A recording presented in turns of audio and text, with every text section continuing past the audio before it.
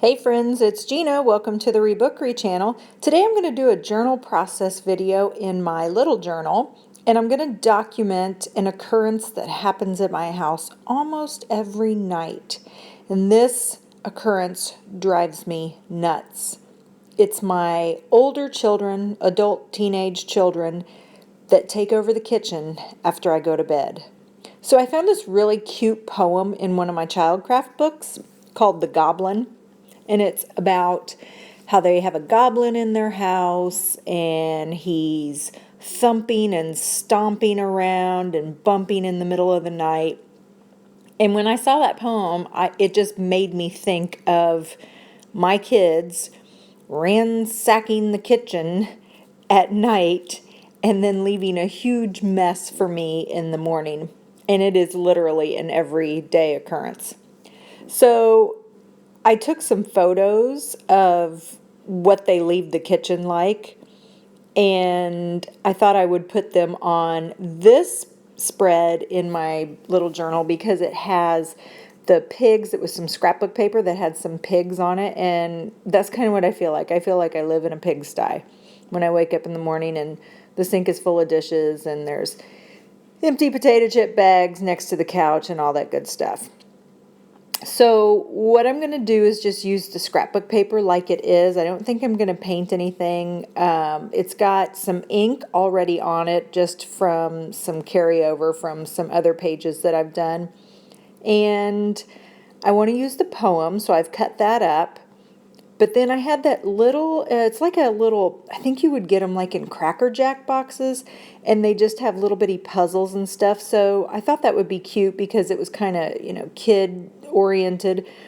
And so I flipped through it and I actually found a dot to dot on drinking glasses. And that actually works perfect because that's one of my pet peeves is I go around and I pick up their drinking glasses or their water bottles all the time. So I thought that would be very fitting for this.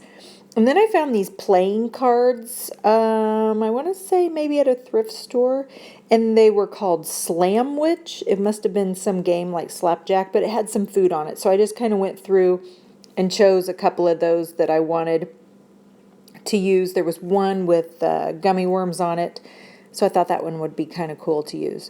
So now I'm just going to glue down the poem. I cut the poem pretty much around, I cut all the white space out so there was just the words there. I had thought about cutting out each line and then I decided I was too lazy today to do that, so I just went ahead and just cut the outline of the entire poem. But the reason why I did that is because I wanted as much of the background paper as possible to show through. Here I'm just taking a piece of cardboard that came from a Lucky Charms cereal box, the little saying that says they're magically delicious. And I'm sticking that on there because this morning when I woke up there was a bowl of Lucky Charms, or an empty bowl of Lucky Charms that had been gobbled up in the middle of the night.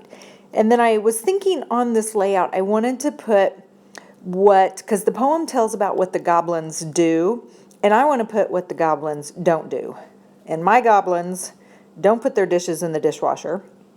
My goblins do not rinse out their dishes. One of my goblins does not put his trash in the trash can. And they don't eat healthy food when they go through the kitchen. It's always junky. One of my goblins actually will eat healthy food. He'll eat a full meal. But my other one, he'll just snack on junk food. So that was what I was going to journal, was the things that they don't do.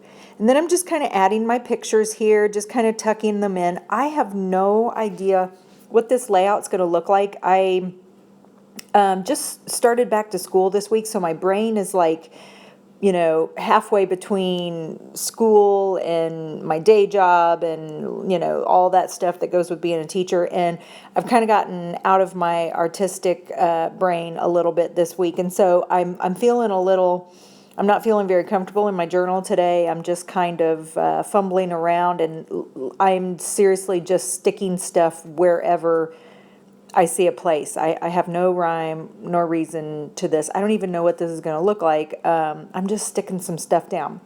And that's a great tip. If you have been out of your artistic brain for a while, or you're just not feeling creative, One of the ways to jump back in, I have found, is to just not think, to just put stuff down. The act of putting stuff down is a great jumping off point, and it kind of jumpstarts your brain and gets you into that artistic brain or that creative mode again. And that's one of the things I do when it's been a while since I've been in my journal, or when I'm struggling with, creative block and things like that, is I can sit there and analyze a page and analyze my journal and decide where do I want to put something, where would be the best place. But that just eats up time, and I end up I do nothing. So I've found that it's easier if I just sit down with a glue stick and some scissors and just start cutting things up and plopping them down. Sometimes the end result is awesome, and then sometimes it's something I'll go back and cover up with paint or with more paper. But what it does is it just pushes me creatively, and it gets my creative juices flowing. And that's kind of what I needed today. I needed to get my creative juices flowing. It is tough when you do have a full-time job, whether you're a full-time mom at home or you have a full-time job outside of your house. It is tough to switch your brain, back and forth. And I find that is really hard to do. For me, I wish I could switch my creative brain on and off like a light switch, because what I would love to do is when I come home from school, I would love to immediately jump in my journal and get started, doing creative things. But it just does not happen for me. I think being a teacher, it takes so much of my energy, and it takes so much of my brain power that when I get home, I can't turn it off, and I can't journal. So my weekends are kind of my reserved time, and it's usually Saturday mornings. I'll wake up, and Saturday and Sundays are my pretty creative days. Those are the days where I can kind of turn my school brain off, and I can turn my creative brain on. So that's the tough part for me during the school year, is that, during the summer, I create every day, all day, whenever I want.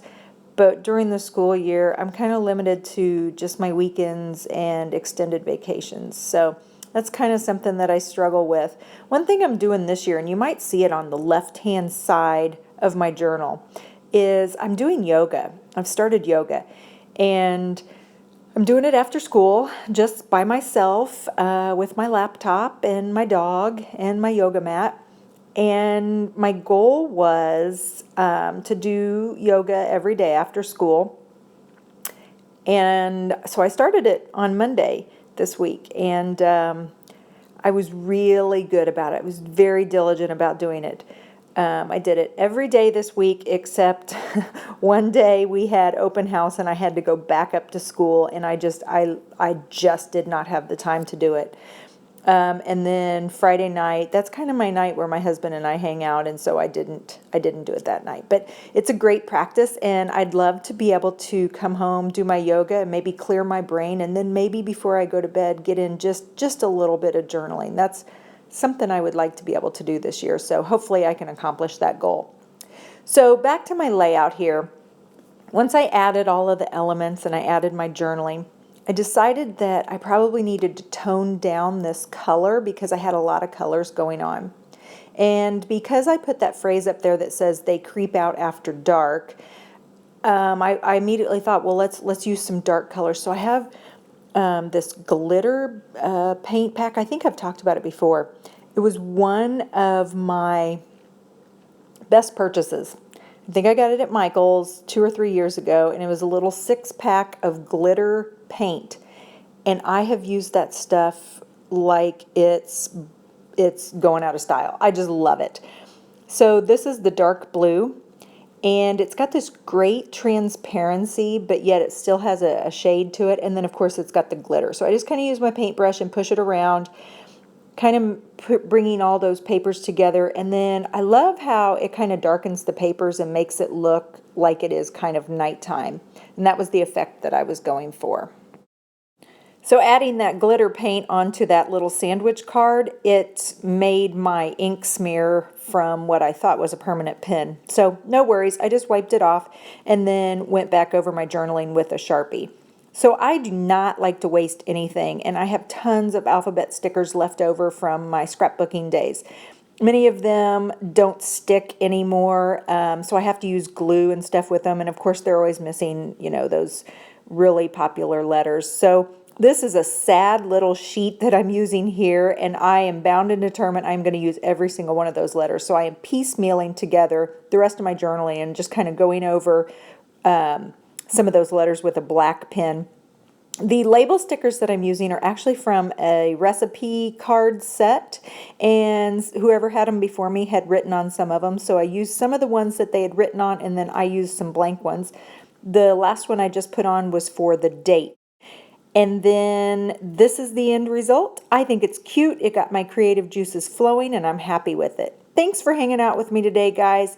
If you like this, subscribe, give me a thumbs up, share it with a friend, and I will see you soon. Bye.